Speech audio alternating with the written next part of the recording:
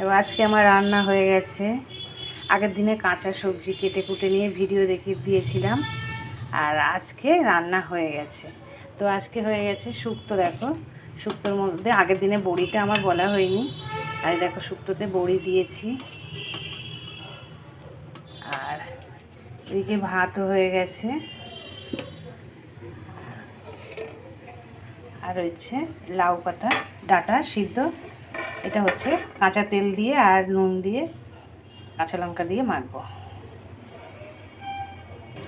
আর এই যে হচ্ছে আমার দই কাতলা। দই কাতলাটা হয়ে এসছে। এবার একটু লাস্টে গরম মশলা দেব, দিয়ে আর নামিয়ে নেব। তো এই ছিল আমার আজকের ভিডিও। ভালো লাগলে অবশ্য লাইক করে দিও, আর কমেন্টে কার কোনটা ভালো লেগেছে কমেন্ট করে জানিও।